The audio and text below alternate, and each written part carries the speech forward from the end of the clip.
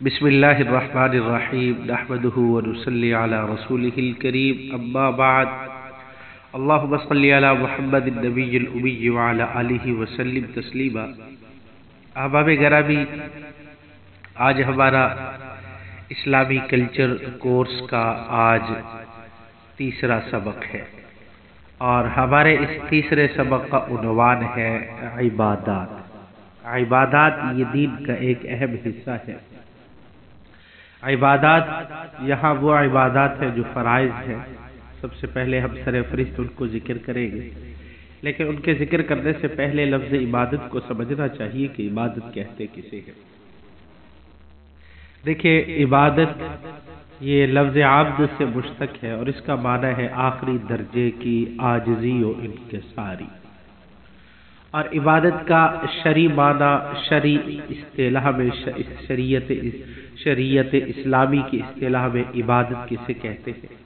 عبادت صرف ایسے فعل کا نام ہے جو کسی کی نسبت معبود ہونے کا اعتقاد رکھتے ہوئے اس کے لیے تعظیم عاجزی کے اظہار کی خاطر صادر ہو، جیسے ایاک نعبد و ایاک نستعین کہ ہم تیری ہی عبادت کرتے ہیں اور تجھ سے ہی مدد طلب کرتے ہیں۔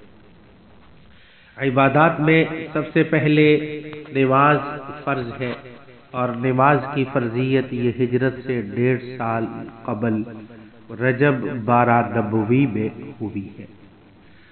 فرضیت سے قبل 2 نمازیں تھیں، لیکن 12 نبوی میں رجب کے مہینے جو نماز شب معراج کو فرض ہوئی ہے وہ 5 نمازیں فرض ہوئی ہیں۔ فجر کی نماز، ظہر کی، عصر کی، مغرب کی اور عشاء کی نماز، یہ 5 نمازیں فرض ہیں۔ ہر مسلمان مرد عورت جو بالغ ہے مرنے تک فرض ہے۔ البتہ عورت جو ماہواری سے ہے، حالت حیض میں ہے، اس پر نماز معاف ہے اور بعد میں اس کی قضا بھی نہیں ہے۔ لیکن جو شخص مسافر ہے، حالت سفر میں ہے، بیمار ہے، اس پر نماز ہے، اس سے نماز معاف نہیں ہے۔ ہر حالت میں اس نے نماز پڑھنی ہے۔ البتہ نماز سے قبل وضو شرط ہے۔ نماز کے لیے وضو کرنا ضروری ہے۔ وضو کے 4 فرض ہیں: پورے چہرے کو دھونا، ہاتھوں کو کہنوں سمیت دھونا، چوتھائی سر کا مسح کرنا اور اپنے پاؤں کو ٹخنوں سمیت دھونا۔ یہ 4 فرض ہیں وضو کے۔ وضو ضروری ہے۔ اگر وضو درست نہ ہوا تو نماز درست نہیں ہوگی۔ گویا کہ نماز کا دار و مدار وضو کی صحت پر ہے۔ اور اسی طریقے سے یہ حد سے اصغر ہے اور حد سے اکبر، یعنی نماز پڑھنے کے لیے حد سے اصغر اور اکبر دونوں سے پاک ہونا ضروری ہے۔ غسل بھی واجب نہ ہو۔ غسل کے بھی 3 فرض ہے: ناک میں پانی ڈالنا اور منہ میں کلی کرنا، غرارے کرنا اگر روزہ نہیں ہے، روزہ ہے تو صرف کلی کرنا، اور پھر اپنے پورے جسم پہ پانی بہانا۔ یہ 3 فرض غسل کے ہیں۔ اور پاکی حاصل کرنے کے بعد نماز پڑھنا۔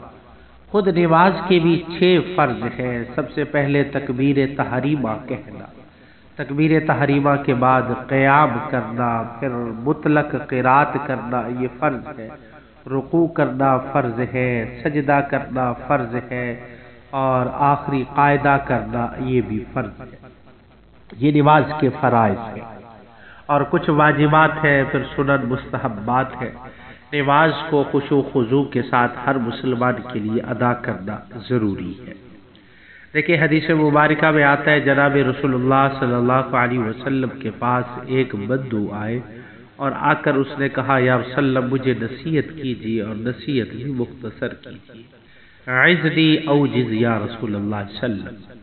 تو آپ صلی اللہ علیہ وسلم نے اسے 3 نصیحتیں فرمائی، اور ان میں سے پہلی نصیحت یہ فرمائی کہ اذا قمت الصلاۃ فیصلی صلاۃ مودع، کہ جب تو اپنی نماز کے لیے کھڑا ہو تو ایسی نماز پڑھ جیسے تیری یہ زندگی کی آخری نماز ہو۔ یعنی اپنی نماز کو خشوع خضوع کے ساتھ پڑھ، بڑی توجہ کے ساتھ پڑھ۔ نماز کے اندر 2 لفظ استعمال ہوتے ہیں، ایک خشوع اور ایک خضوع۔ خضوع کسے کہتے ہیں؟ مختصراً میں دونوں لفظوں کی تعریف آپ احباب کے سامنے رکھتا ہوں۔ خضوع کہتے ہیں نماز کے اندر اپنے جسم کے تمام اعضاء کو نماز کے اندر اللہ کے سامنے سنت کے مطابق جھکا دینے کا نام خضوع ہے۔ خشوع کہتے ہیں نماز کے اندر اپنے دل کو اللہ کی طرف متوجہ کرنے کا نام ہے۔ یہ دو چیزیں جب حاصل ہو جائے گی تو ہمیں خشوع خضوع کی نماز حاصل ہو جائے گی، وہ نماز جو اللہ کی بارگاہ میں ہمارے لیے قبولیت بنے مقبول ہوگی اور ہمارے لیے ذریعہ نجات بنے گی، یہ وہ نماز ہوگی۔ نماز کے بعد زکوٰۃ ہے۔ زکوٰۃ کی فرضیت بھی 2 ہجری میں ہوئی ہے۔ یہ مدینہ منورہ میں جب ہجرت کر کے گئے پھر زکوٰۃ کی فرضیت ہوئی ہے۔ زکوٰۃ ہر ایک شخص پر فرض نہیں ہے بلکہ زکوٰۃ صاحب نصاب پر فرض ہے۔ صاحب نصاب شریعت نے زکوٰۃ کا ایک نصاب مقرر کیا ہے، چاندی کے حساب سے بھی اور سونے کے حساب سے بھی نصاب مقرر کیا ہے۔ چاندی کے حساب سے 52.5 تولہ چاندی اور سونے کے حساب سے 7.5 تولہ سونا، یعنی جس شخص کے پاس 52.5 تولہ چاندی یا 7.5 تولہ سونا ہو یا اس کے برابر نقدی یا مال تجارت ہو اور جس کے پاس اتنا ہے اور اس پر سال بھی گزر گیا ہے تو ایسے شخص پر زکوٰۃ فرض ہے۔ اور زکوٰۃ دینی کس کو ہے؟ زکوٰۃ ایسے شخص کو دینی ہے کہ جو صاحب نصاب نہ ہو، فقیر ہو، مسکین ہو، غریب ہو۔ کسی مدرسے کے اندر زکوٰۃ دی جا سکتی ہے اور زکوٰۃ کے اندر جو قریبی رشتہ دار ہوں ان کو دینا زیادہ افضل ہے، کیونکہ اس میں 2 چیزیں ہیں۔ ایک تو یہ ہے کہ زکوٰۃ کی ادائیگی کا مصرف بھی ہے اور دوسرا یہ کہ اس کے اندر صلہ رحمی بھی ہے۔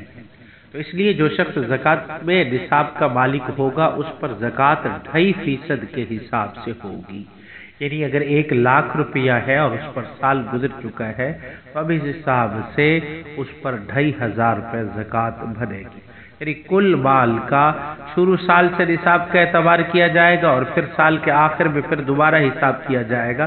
اگرچہ درمیان سال میں مال کم اور تھوڑا زیادہ، کبھی کم کبھی زیادہ ہوتا رہا، اس کی پرواہ نہیں کی جائے گی، بلکہ سال کے آخر میں حساب کر کے دیکھا جائے گا کہ کتنا مال ہمارا بنا ہے، تو اب اس کے اوپر 2.5% کتنا رقم بن رہی ہے۔ 2.5% کے حساب سے جتنا رقم بنی، جسے ہم کہتے ہیں نا 40واں حصہ، وہ بھی 2.5% بنتا ہے، اس حساب سے ہم زکوٰۃ کی ادائیگی کریں گے۔ زکوٰۃ کے بعد ایک عشر بھی ہے، وہ بھی اسی کے ایک حصہ ہے۔ عشر دیکھیں یہ پیداوار پر ہوتا ہے، جو کاشتکاری ہم زمین میں کرتے ہیں۔ عشر اصل عشر 10 کو کہتے ہیں، لیکن ہمارے ہاں آج کل نصف عشر یعنی 20واں حصہ ہوتا ہے۔ عشر کا آدھا وہ 5 بنتا ہے، 5واں وہ ہے کہ 20واں حصہ بنتا ہے۔ دیکھیں اگر جس زمین کو پانی بارش کا دیا گیا ہے اس زمین پر تو عشر ہوگا، لیکن جس زمین کو پانی بارانی بارش کا نہیں ہے بلکہ پانی ٹیوب ویل سے، پیٹر سے، اپنی محنت سے پانی دیا گیا ہے تو وہاں اس محنت کی وجہ سے عشر نصف عشر یعنی 20واں حصہ ہے۔ ہمارے ہاں آج کل اکثر زمینیں جو ہے اس میں پانی اپنی طرف سے دیا جاتا ہے تو اس لیے وہاں نصف عشر ہے۔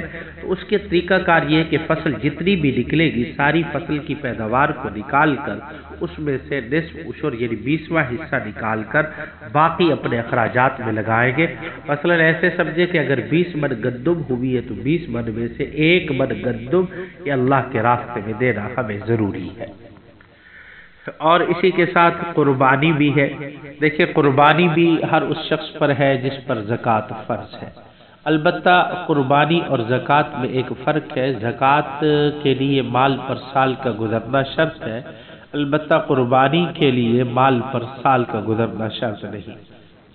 اگر کوئی شخص قربانی کے چند دن قبل نصاب کا مالک بنا تو اس پر قربانی واجب ہوگی، حتیٰ کہ قربانی کے ایام کے اندر ہی اگر نصاب کا مالک بن گیا تو اس پر قربانی واجب ہوگی۔ قربانی صرف قربانی کے ایام کے اندر ہی کی جائے گی، آگے پیچھے قربانی کی نیت سے جانور آپ ذبح نہیں کر سکتے۔ قربانی کے جانوروں میں 3 جانور ہیں، بکری ہے، گائے بھینس ہے اور بڑے جانور میں اونٹ بھی ساتھ شامل ہے۔ بڑے جانوروں میں 7 حصے ہوں گے اور چھوٹے جانور بکری، بھینس، بھیڑ وغیرہ میں 1 حصہ ایک آدمی کی طرف سے ہوگا۔ اب اس کے بعد زکوٰۃ کے بعد روزہ ہے، روزہ بھی یہ 2 ہجری میں فرض ہوا ہے۔ روزہ یہ ہجرت کے اندر جا کے فرض ہوا ہے۔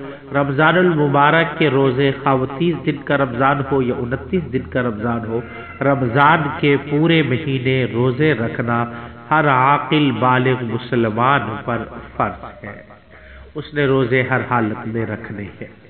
اور اس کے بعد حج بیت اللہ ہے، بیت اللہ کا حج کرنا۔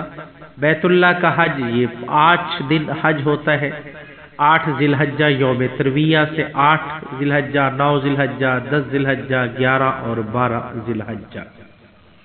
یہ حج ہر اس شخص پر ہے جو اپنے گھر سے حج تک جانے کے اخراجات رکھتا ہو اور پیچھے اہل خانہ کے لیے بھی اتنے اخراجات چھوڑ کر جائے۔ جس کے پاس اتنا، مثال کے طور پر میں ایک مثال دیتا ہوں، ہمارے پاکستان میں حج کے اخراجات غالباً تقریباً 4 لاکھ کے قریب ہوتے ہیں اس زمانے میں، یا 3.5 لاکھ روپے۔ تو اب اگر کسی صاحب کے پاس 3.5 لاکھ یا 4 لاکھ روپے ہے اور اس کے علاوہ اتنی رقم ہے کہ اس کے یہ 2 مہینے حج پر لگا کے 40 دن ہوتے ہیں گورنمنٹ کی طرف سے، تو 40 دن اہل خانہ کے پاس خرچہ بھی ہے، تو اب اس پر حج واجب ہوگا، یہ شخص حج کر کے آئے۔ اور عورتوں پر حج، عورت پر حج کے ساتھ اس کے اپنے فرائض کے، اپنے شرائط کے ساتھ ساتھ اس کے محرم کا پیسے ہونا بھی ضروری ہے، اس کے لیے بھی نصاب ہونا ضروری ہے۔ یعنی اگر اس کے ساتھ کوئی محرم ہے لیکن محرم خود غریب ہے، اس پر حج واجب نہیں ہے، تو اور اس کے پاس صرف اپنی ذات تک کا خرچہ ہے، تو اس پر حج فرض نہیں ہوگا۔ البتہ اس کے پاس اتنا ہے کہ خود کا بھی ادا کر سکتی ہے اور ساتھ محرم کا بھی ادا کر سکتی ہے، تو پھر یہ عورت حج ادا کرنے کے لیے جائے، وگرنہ یہ عورت حج ادا کرنے کے لیے نہیں جا سکتی۔ میں نے آج کے سبق میں مختصراً اور حج جو ہے یہ 9 ہجری کے اندر فرض ہوا ہے، اور جناب رسول اللہ صلی اللہ علیہ وسلم نے خود اپنی زندگی میں ایک حج کیا ہے، اور وہ حجۃ الوداع جسے کہتے ہیں، حج اکبر بھی جمعے کے دن ہوا، وہ حجۃ الوداع کیا ہے۔